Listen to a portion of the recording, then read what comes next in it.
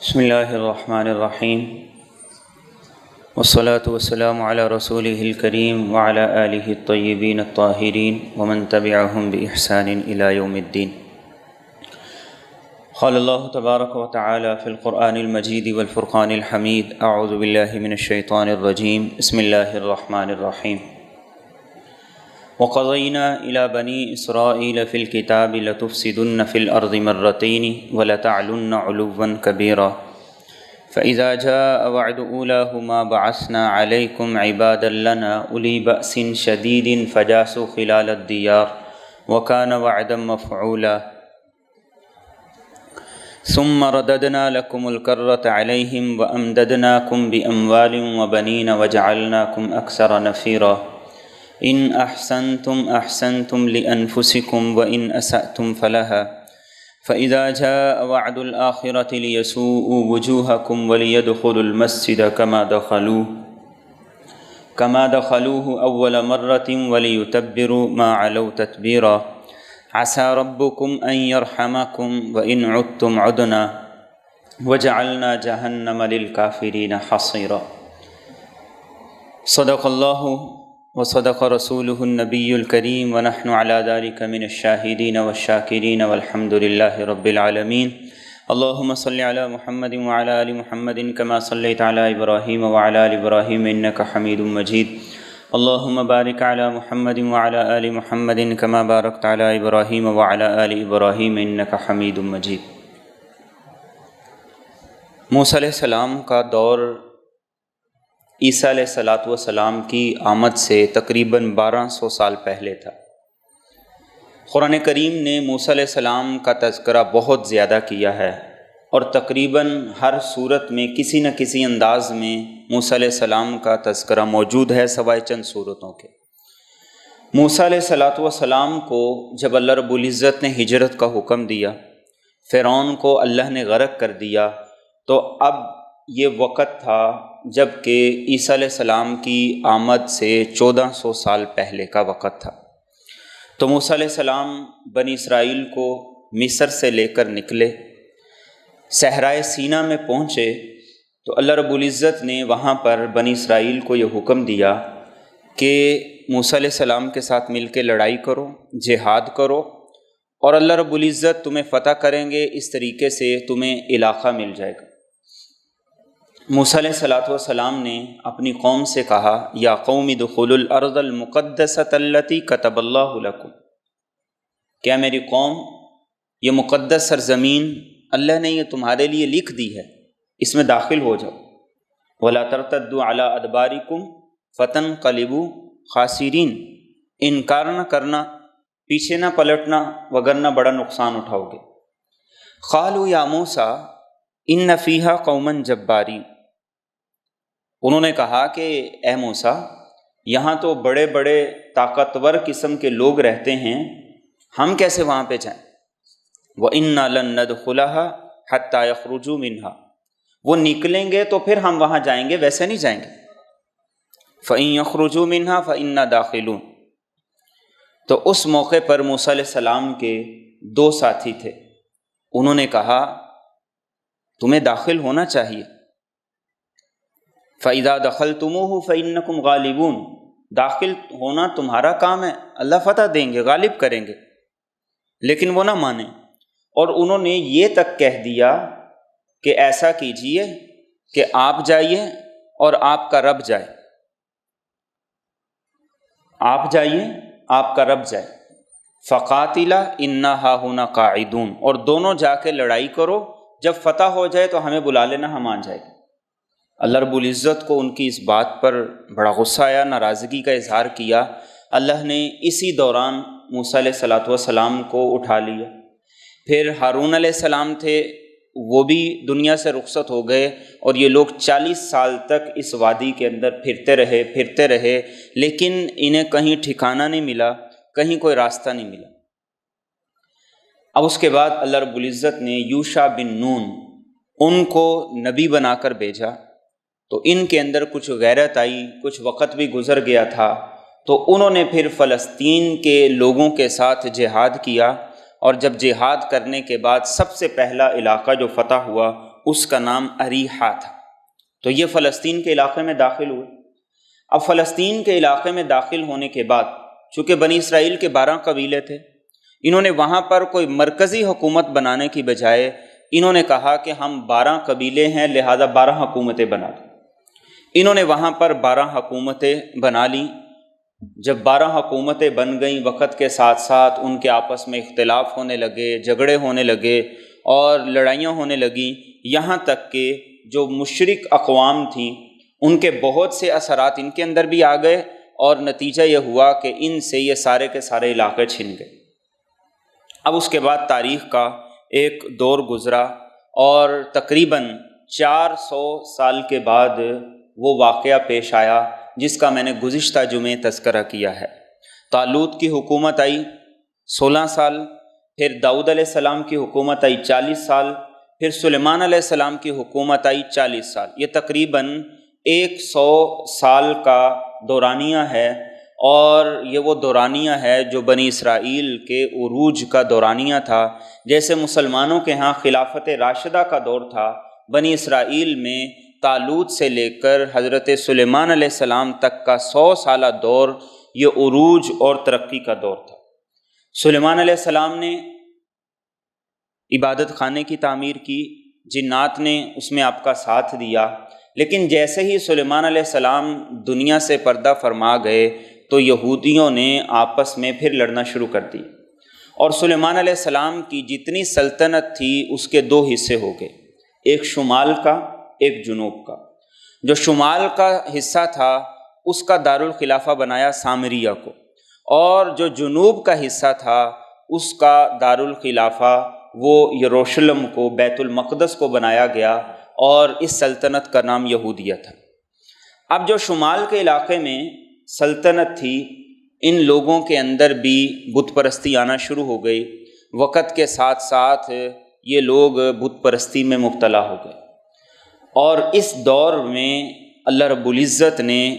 ایک نبی کو ان کے اندر بھیجا جن کا قرآن کریم میں تذکرہ آتا ہے، حضرت الیاس علیہ السلام۔ اور یہ وہ دور تھا کہ جس وقت اس سلطنت کے، جو کہ خود کو سلیمان علیہ السلام کا پیروکار کہتے تھے، اس کے فرما روا اور حاکم نے ایک مشرک عورت سے شادی کر لی۔ اخیب اس کا نام تھا، ازبیل اس خاتون کا نام تھا جس سے اس نے نکاح کیا تھا۔ اللہ کے نبی الیاس علیہ السلام، آپ نے ان کے خلاف کھڑے ہو کر بات کی کہ تم اللہ کے جس نبی کے نام لیوا ہو، جس کے پیروکار ہو، تمہیں یہ زیب نہیں دیتا۔ اس طریقے سے قوم اور زیادہ شرک میں مبتلا ہوگی، مشرک اور زیادہ بڑھتے چلے جائیں گے۔ لیکن اس نے اپنی بیوی کے ساتھ مل کر حضرت الیاس کو شہید کرنے کا منصوبہ بنایا، تو آپ روپوش ہو گئے، علاقہ چھوڑ کے کہیں جا کے چھپ گئے۔ پھر آپ نے اللہ سے درخواست کی کہ اللہ آپ ایسا کیجئے کہ ان پر قحط مسلط کر دیجیے، ہو سکتا ہے کہ اس کی وجہ سے یہ لوگ ہدایت پہ آ جائیں۔ اور بالکل ایسا ہی واقعہ خود موسیٰ علیہ السلام کے دور میں بھی پیش آیا۔ اللہ رب العزت نے ان پر قحط کو مسلط کیا تاکہ وہ اللہ کی طرف رجوع کریں، اور خود رسول اکرم صلی اللہ علیہ وسلم نے بھی مکہ کے مشرکین کے خلاف بد دعا کی تھی کہ اللہ ان پر 7 سال تک قحط مسلط فرما۔ چنانچہ جب قحط مسلط ہوا، حضرت الیاس علیہ السلام دوبارہ اسی علاقے میں آئے۔ اس علاقے میں آ کر جو اس وقت کا بڑا بت تھا جس کا نام بعل تھا، اور یہ وہ بت تھا جو کہ 60 فٹ لمبا تھا، سونے کا بنا ہوا تھا، اور 400 لوگ اس کی خدمت پر مامور ہوا کرتے تھے۔ الیاس علیہ السلام نے آ کر، جو وقت کا بادشاہ تھا، اسے آ کر یہ کہا تم کہتے ہو کہ یہ بت اور آگے اس کے ماننے والے یہ سارے کے سارے بڑے ہی معزز ہیں، تو ایسا کرتے ہیں کہ تم بھی اس بت کے ماننے والے جتنے بڑے بڑے لوگ ہیں ان کو اکٹھا کرو، میں بھی آ جاتا ہوں، اور سارے لوگ بھی اکٹھے ہو جائیں، اور ہم ایک قربانی کرتے ہیں، میں بھی قربانی کرتا ہوں اور تمہارے بت کی طرف سے بھی قربانی کی جائے، تو پھر یہ دیکھتے ہیں کہ قربانی کس کی قبول ہوتی۔ اور اس دور میں قربانی کی قبولیت کا اللہ نے طریقہ یہ بنایا تھا کہ جس وقت کوئی قربانی کرتا تو وہ کھایا نہیں کرتے تھے، ذبح کرتے تھے اور اسے پہاڑ پر یا کسی اونچی جگہ پہ رکھ دیا کرتے تھے۔ آسمان سے آگ آتی تھی، آگ اگر اس قربانی کو کھا جاتی تو مطلب ہے قربانی قبول ہے، اور اگر آگ اس کو نہ کھاتی تو اس کا مطلب یہ تھا کہ وہ قربانی قبول نہیں۔ دنیا میں پتہ چل جاتا تھا، لیکن اللہ کے رسول صلی اللہ علیہ وسلم کی برکت سے اللہ نے میرے اور آپ کے پردے رکھ لی، میرے اور آپ کے اللہ نے پردے رکھ لی۔ جہاں بھی خرچ کریں، جتنا بھی خرچ کریں، دنیا کی نگاہ میں سب کا قبول ہی قبول ہے، آگے فیصلہ اللہ کی نگاہ میں ہوگا۔ چنانچہ بادشاہ نے کہا کہ ٹھیک ہے، انہیں اپنے بت پر اور اس کے ماننے والوں پر بڑا مان تھا، چنانچہ ساری کی ساری قوم کو اکٹھا کر لیا، انہوں نے قربانی کی اور الیاس علیہ السلام نے بھی قربانی کی۔ دونوں کی قربانیاں جب رکھ دی گئیں، آسمان سے آگ آئی اور الیاس علیہ السلام کی قربانی کو اللہ نے قبول کر لی۔ سورۃ صافات میں اسی کا تذکرہ ہے کہ الیاس علیہ السلام نے اپنی قوم سے کہا اتدعون بعلا وتذرون احسن الخالقین اللہ ربکم ورب آبائکم الاولین، کہ بال کی تم عبادت کر رہے ہو اور اللہ کو چھوڑے ہوئے ہو، جبکہ وہ احسن الخالقین ہے، تمہارا بھی رب ہے، تمہارے پہلے آبا و اجداد کا بھی رب ہے۔ کچھ لوگ اور ایمان لے آئے، لیکن وقت کا جو حکمران تھا اس نے ایمان لانے سے انکار کر دی اور دوبارہ حضرت الیاس کو شہید کرنے کی کوشش کی۔ آپ نے اس علاقے کو چھوڑا اور جو دوسری سلطنت تھی جو یہودیہ کے نام سے تھی، یہ بھی انہی کی سلطنت تھی، وہاں پر جا کر آپ نے دعوت کا، تبلیغ کا کام شروع کیا، لیکن اللہ کی طرف سے ان لوگوں کے دلوں پر مہر لگ چکی تھی، وہ لوگ ایمان نہ لائے، انہوں نے آپ کی دعوت کو قبول نہیں کیا، اور الیاس علیہ السلام اپنی طبعی موت دنیا سے رخصت ہو گئے۔ چنانچہ ان کے دنیا سے رخصت ہو جانے کے بعد اللہ رب العزت کی طرف سے پھر کیا ہوا، بنی اسرائیل پر ایک اگلا دور آیا جس کا قرآن کریم سورۃ بنی اسرائیل میں تذکرہ کرتا ہے۔ وَقَضَيْنَا إِلَىٰ بَنِي إِسْرَائِيلَ فِي الْكِتَابِ لَتُفْسِدُنَّ فِي الْأَرْضِ مَرَّتَيْنِ وَلَتَعْلُنَّ عُلُوًّا كَبِيرًا۔ اللہ نے بنی اسرائیل کو اس انسانی تاریخ میں بڑا اعزاز عطا کیا، 4000 پیغمبر ان کے اندر مبعوث ہوئے اور اللہ نے انہیں بہت زیادہ عزت بھی، مقام بھی عطا کیا۔ اسی لیے قرآن کریم کہتا ہے یا بنی اسرائیل اذکروا نعمتی التی انعمت علیکم وانی فضلتکم علی العالمین، تم یاد کرو میرے ان احسانات کو جو میں نے تم پہ کی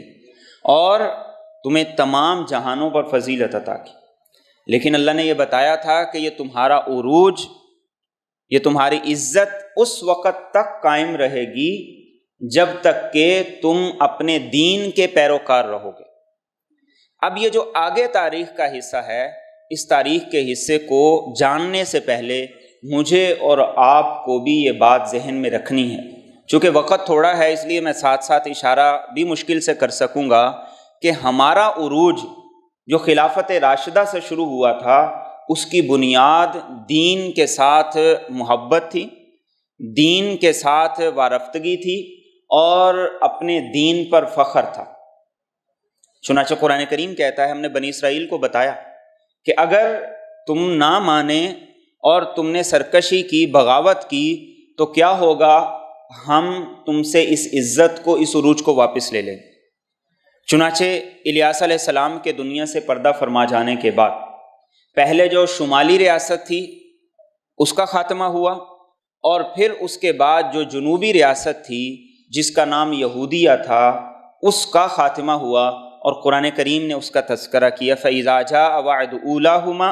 بَعَثْنَا عَلَيْكُمْ عِبَادًا لَنَا أُولِي بَأْسٍ شَدِيدٍ فَجَاسُوا خِلَالَ الدِّيَارِ۔ اور اس وقت حالات کیا تھے؟ حالات یہ تھے کہ بنی اسرائیل کے اندر قتل و غارت گری عام ہو گئی تھی، حلال حرام کا فرق مٹ گیا تھا اور انہوں نے اللہ کے تمام احکام اور قوانین کی خلاف ورزی شروع کر دی تھی۔ تو اللہ نے کیا کیا؟ اللہ نے یہ کیا کہ بابل، عراق سے ایک بادشاہ تھا بخت نصر جس کا نام تھا، یہ بڑی طاقتور سلطنت تھی اور تاریخ ان کو اشوری کے نام سے یاد کرتی ہے۔ وہ عراق سے آیا اور 587 قبل عیسوی یعنی عیسیٰ علیہ السلام کی آمد سے 587 سال پہلے آ کے اس نے فلسطین پہ حملہ کیا، اور یہودیوں میں سے ایک روایت کے مطابق 70,000 اور ایک روایت کے مطابق 1.5 لاکھ یہودیوں کو قتل کیا، اور جو باقی یہودی بچے تھے انہیں وہ جانوروں کی طرح ہانک کر اپنے ساتھ عراق لے گیا، اور وہ عبادت گاہ جو سلیمان علیہ السلام نے یہاں پر تعمیر کی تھی وہ عبادت گاہ اس نے گرا دی اور اس کی اینٹ سے اینٹ بجا دی، ساری عبادت گاہ گرا کر اس نے اسے زمین کے برابر کیا، اور اس کے اندر جو تابوت سکینہ رکھا گیا تھا اس تابوت سکینہ کو وہ اپنے ساتھ لے کر چلا گیا، اور اس طریقے سے یہ پہلی تباہی تھی جو بنی اسرائیل پر مسلط ہوئی، جس کا قرآن کریم ذکر کرتا ہے۔ بعثنا علیکم عباد لنا اولی بأس شدید فجاسوا خلال الدیار وکان وعدا مفعولا، اور 125 سال تک یہ یہودی اللہ کی نافرمانی کی وجہ سے، اللہ کے عہد کو توڑنے کی وجہ سے قید میں رہے، ذلت میں رہے، اور ان کا علاقہ بھی چھین لیا گیا، اور غلامی کی زندگی انہوں نے بسر کرنا شروع کر دی۔ اب اس کے بعد اللہ رب العزت کا قانون ہے دنیا میں، اور وہ قانون یہ ہے کہ اللہ ایک ظالم پر دوسرے ظالم کو مسلط کر دیتے ہیں۔ وَكَذَلِكَ نُوَلِّي بَعْضَ الظَّالِمِينَ بَعْضًا بِمَا كَانُوا يَكْسِبُونَ، یہ اللہ کا قانون ہے کہ دنیا پر جب کوئی اپنے ظلم میں حد سے آگے جاتا ہے اللہ دوسرے ظالم کو اس پہ مسلط کر دیتے ہیں۔ چنانچہ اللہ کی طرف سے بنی اسرائیل کو پہلی مہلت ملنا شروع ہوئی، اور اس طریقے سے بخت نصر مر گیا۔ اس کے بعد آہستہ آہستہ ان کا زوال شروع ہوا، تو ایک بادشاہ آیا سائرس جس کا نام ہے، اس نے آ کر ان کو شکست دی، اور اس نے یہودیوں کو کہا کہ تم دوبارہ اب آ کر بیت المقدس کے اندر آباد ہو جاؤ، اور اس نے ان کی آبادی کے بعد دوبارہ ان کو یہ حکم دیا کہ حضرت سلیمان علیہ السلام نے جو عبادت خانہ تعمیر کیا تھا تم دوبارہ اس کو تعمیر کرو۔ قرآن کریم اسی کا تذکرہ کرتا ہے سورۃ بنی اسرائیل میں، ثم رددنا لکم الکرۃ علیہم، کہ ایک دوبارہ عروج کا دور آئے، وامددناکم باموال وبنین، اور ہم نے تمہیں پیسہ بھی دیا، اولاد بھی دی، وجعلناکم اکثر نفیرا، اور پھر ان کی تعداد میں اضافہ ہونا شروع ہوا۔ لیکن ابھی تک ان کے اندر بہت سی چیزیں ایسے تھیں جو حضرت موسیٰ علیہ السلام کے دین کے خلاف تھیں اور شریعت کے خلاف تھیں، کہ اللہ رب العزت نے اسی دور کے اندر حضرت عزیر علیہ السلام کو اس طرف بھیجا۔ عزیر علیہ السلام کا واقعہ قرآن کریم سورۃ بقرہ میں تذکرہ کرتا ہے، اور وہ واقعہ یہ ہے کہ عزیر علیہ السلام تشریف لے جا رہے تھے، اور وہ اسی بیت المقدس کی آبادی کے پاس سے گزرے۔ آپ نے دیکھا کہ یہاں کھنڈرات ہیں، ویرانے ہیں، اور ہر طرف لوگوں کی ہڈیاں ہی ہڈیاں بکھری ہوئی ہیں اور کھوپڑیاں پڑی ہوئی ہیں۔ تو آپ نے اپنے آپ سے ایک بات کی، اور چونکہ آپ اپنے آپ سے بات کر رہے تھے، اللہ رب العزت تو علیم بذات الصدور ہے، تو قرآن کریم اس کا تذکرہ کرتا ہے، او کالذی مر علی قریہ وہی خاویۃ علی عروشها قال انا یحیی ہذہ اللہ بعد موتها، کہ یہاں یہ جو اتنے کھنڈرات ہیں، ویرانے ہیں،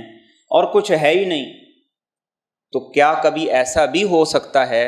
کہ اللہ رب العزت ان کو زندہ کرے گا؟ اور کیسے زندہ کرے گا؟ شک نہیں تھا، یہ تھا کیف انا یحیی ہذہ اللہ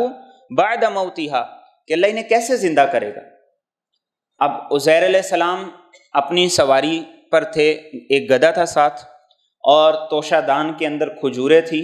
اور کھجوروں کے ساتھ انگور کا سرکہ تھا یا انگور کا شیرہ تھا۔ قرآن کریم کہتا ہے فَأَمَاتَهُ اللَّهُ مِئَةَ عام،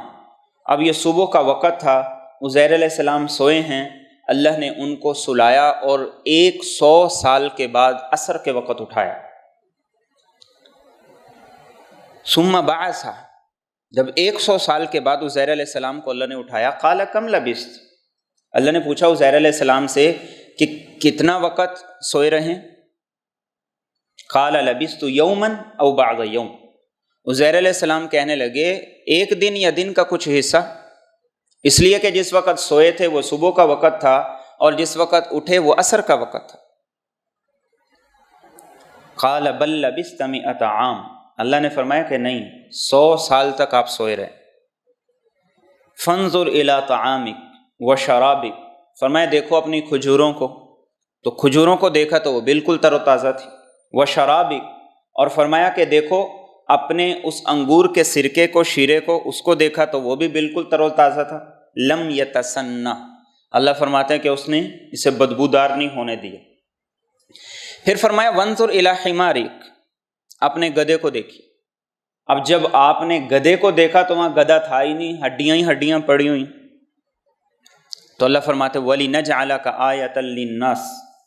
اب ہم لوگوں کے لیے ایک نشانی بنائیں گے، کَیْفَ نُنشِزُهَا ثُمَّ نَكْسُوهَا لَحْمًا، اب دیکھو کہ ہم اسے دوبارہ کیسے زندہ کرتے ہیں اور پھر دوبارہ کیسے اس پر ہم گوشت اور اس کے اوپر کھال چڑھاتے ہیں۔ اب عزیر علیہ السلام دیکھ رہے، اب آپ کے دیکھتے دیکھتے کیا ہوا کہ اس گدھے کی ہڈیاں جڑنا شروع ہوئیں اور پھر اس کے بعد اس پہ گوشت آیا، پھر اس کے بعد کھال آئی اور وہ دم ہلاتا ہوا اٹھ کر کھڑا ہو۔ فلما تبین له قال اعلم ان اللہ علی کل شیء قدیر، تو عزیر علیہ السلام یہ کہنے لگے کہ بالکل اللہ کو ہر چیز پر پوری قدرت حاصل ہے۔ اب 100 سال کے بعد جب عزیر علیہ السلام دوبارہ اٹھے تو یہاں پر آبادی بھی تھی، کیونکہ بیت المقدس کی یہ دوسری تعمیر ہو رہی تھی، اور لوگ بھی تھے، باغات بھی تھے، سب کچھ تھا، اور آپ کی جو داڑھی تھی، آپ کے سر کے بال تھے، وہ ویسے کے ویسے سیاہ تھے۔ چنانچہ اللہ کی طرف سے آپ کو حکم ہوا کہ اب آپ ان لوگوں کے پاس جائیے اور انہیں جا کر دین کی دعوت دیجیے، تبلیغ کیجیے۔ اب پہلے عروج کے دور میں عزیر علیہ السلام اس قوم کے پاس گئے، اور بخت نصر نے چونکہ یہاں جتنی کتابیں تھیں سب کو جلا دیا تھا، تو عزیر علیہ السلام نے اللہ کے حکم سے ان کو بتایا کہ فلاں جگہ پر تورات کی تختیاں دفن ہیں، ان کو نکالا گیا، اور پھر اللہ نے آپ کو ایسی قوت عطا کی کہ آپ نے زبانی ساری کی ساری تورات لوگوں کو لکھوا دی۔ جب آپ نے زبانی ساری تورات ان کو لکھوائی تو وہ بڑے حیران ہوئے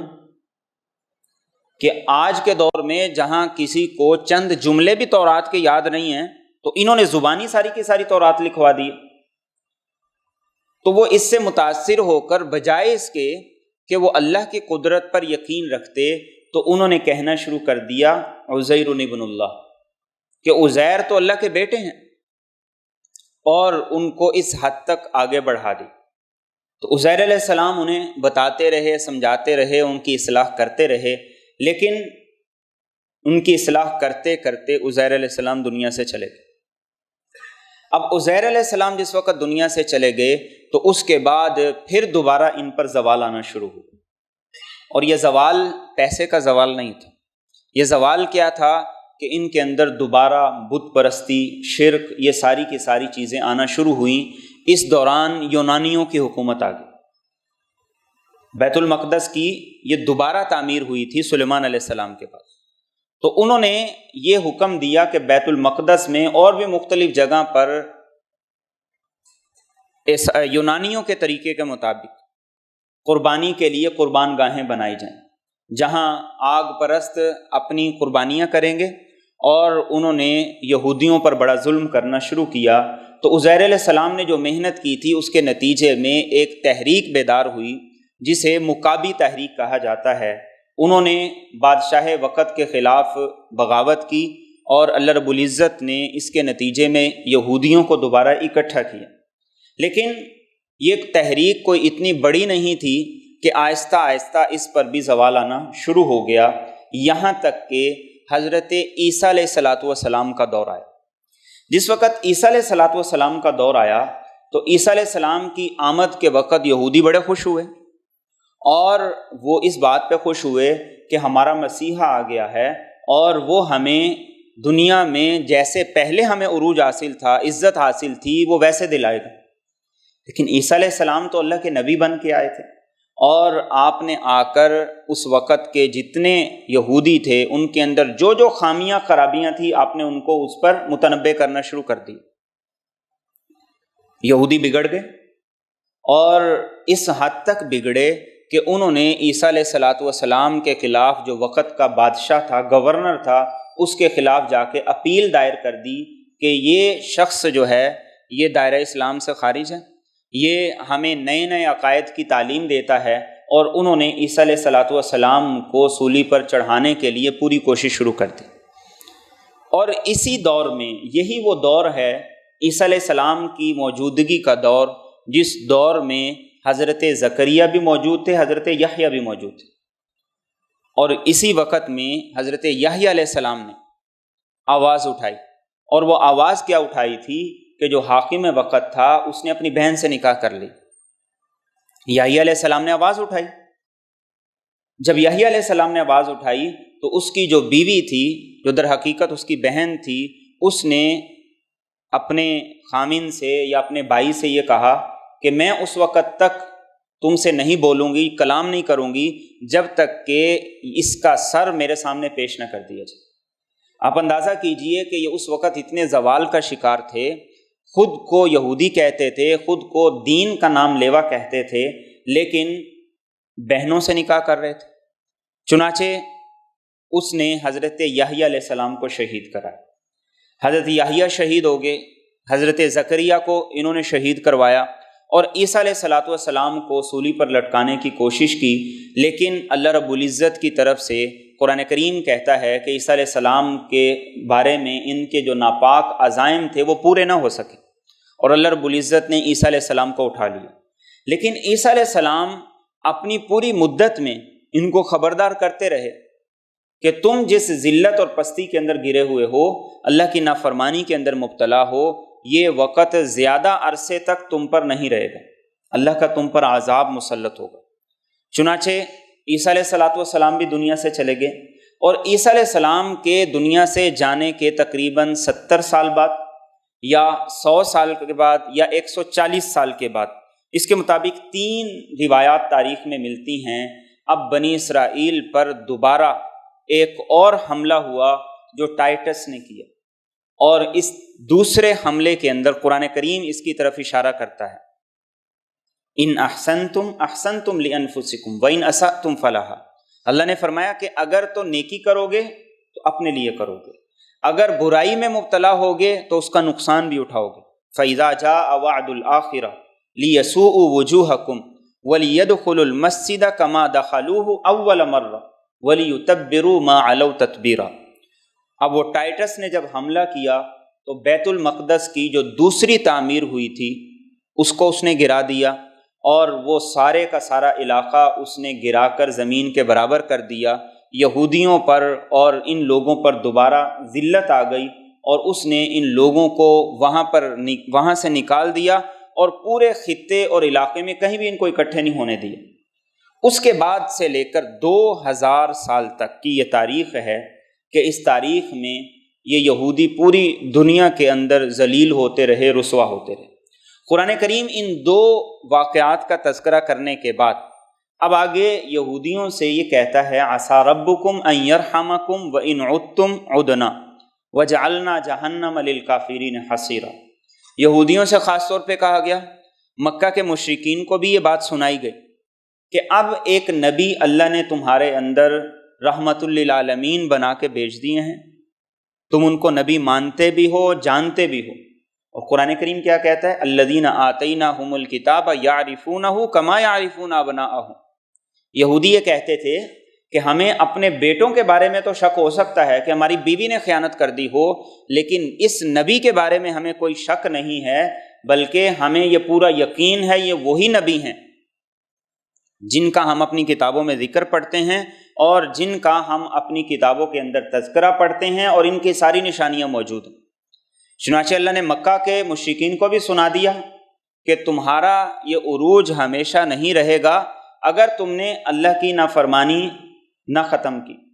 اور یہودیوں کو بھی سنا دیا کہ اب دوبارہ تمہیں عزت مل سکتی ہے اگر اس نبی کی تم اتباع اور پیروی شروع کر دو۔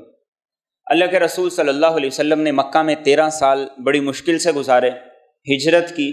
ہجرت کے بعد آپ مدینہ تشریف لے گئے، اور مدینہ تشریف لے جانے کے بعد وہاں پر یہودیوں کے 3 بڑے قبائل تھے۔ انہوں نے سازشیں کرنا شروع کر دی، اور سازشوں کے نتیجے میں 2 کو مدینہ سے نکال دیا گیا۔ ایک قبیلے کو جو وہاں تھا آپ نے ان کو وہیں پر قتل کروا دیا،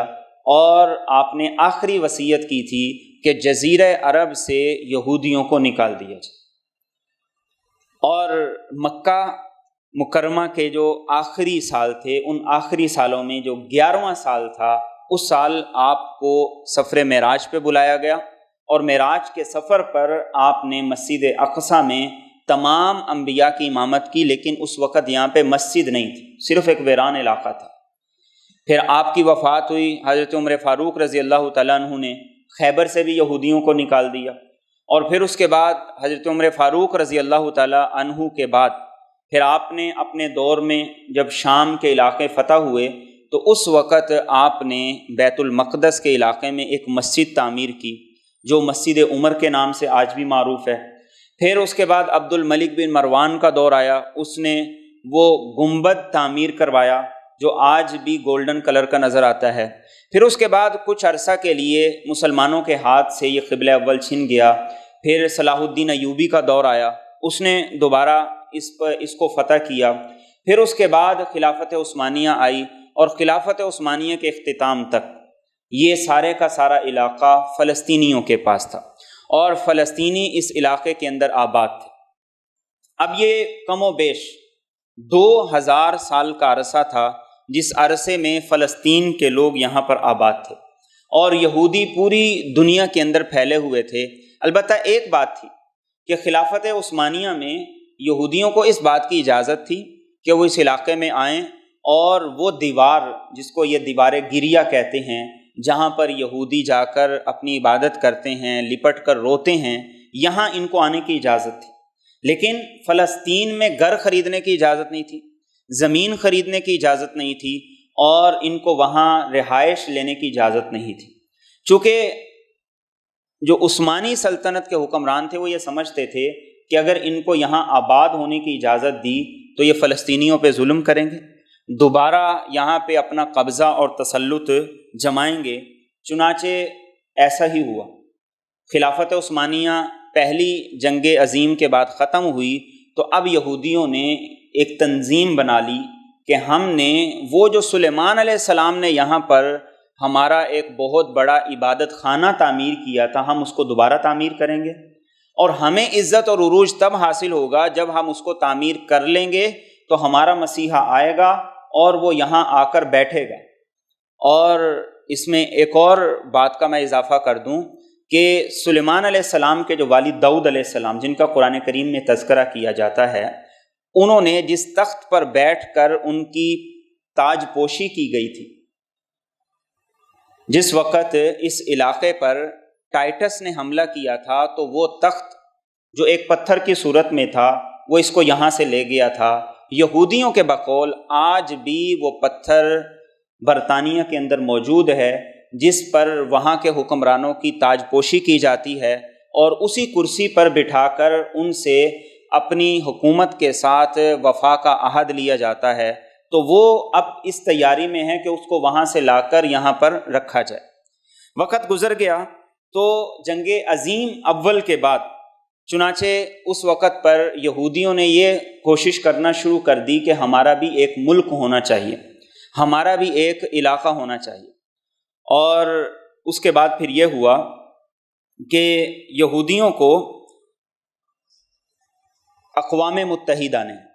اپنے قیام کے چند ہی سال کے بعد ایک قرارداد کے ذریعے سے یہ فیصلہ کیا کہ ہم اس علاقے کو، جو فلسطین کا علاقہ ہے، اس کو 2 حصوں میں تقسیم کرتے ہیں۔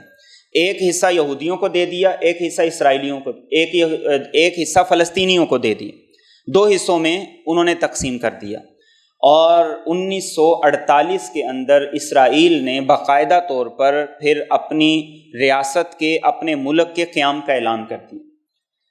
اب جب اسرائیل نے اپنے ملک کے قیام کا اعلان کیا تو عرب ممالک اس کے خلاف کھڑے ہو گئے، اور عرب ممالک نے یہ کہا کہ ہم اس ریاست کو تسلیم نہیں کرتے، اور پھر اس کے بعد مختلف لڑائیاں شروع ہو گئیں۔ ایک ان کے اندر بڑی لڑائی ہوئی جسے تاریخ میں عرب اسرائیل جنگ کہا جاتا ہے 1967 میں، اور اس جنگ میں عربوں کو بڑا نقصان ہوا، اور نقصان کے ساتھ ساتھ اسرائیل نے بہت سے دوسرے علاقوں پہ قبضہ کر لیا، جن میں بیت المقدس کا حصہ تھا، شام کی گولان پہاڑیاں تھیں، اور اس کے علاوہ یروشلم کا حصہ تھا۔ اب اس کے بعد 1967 کے بعد مصر نے دوبارہ پھر حملہ کیا۔ دوبارہ حملہ کرنے کے بعد مصر کے جو اپنے علاقے تھے وہ انہوں نے واپس لے لی۔ اب اقوام متحدہ نے اسرائیل کو تسلیم کیا، لیکن اس کی حدود وہی مقرر کی ہیں، وہی تسلیم کی ہیں، اور اقوام متحدہ بار بار یہی کہتا ہے کہ 1948 میں جتنی اسرائیل کی جگہ تھی اتنی جگہ پر تو ان کی حکومت درست ہے، لیکن اس کے بعد جو انہوں نے قبضے کیے اور اس کے بعد جو انہوں نے ظلم کر کے اپنی نئی آبادیاں بنائی ہیں، یہ سارے کا سارا غلط ہے۔ چنانچہ آج تک اس قرارداد کے مطابق بات ہوتی چلی آئی۔ اور اب اگلی بات توجہ سے سننے کی ہے، وہ یہ ہے کہ اس کے بعد پھر ایک ڈیوڈ کیمپ کے نام سے معاہدہ ہوا، اور اس معاہدے میں یہ طے ہوا کہ اسرائیل کو عرب ممالک تسلیم کریں،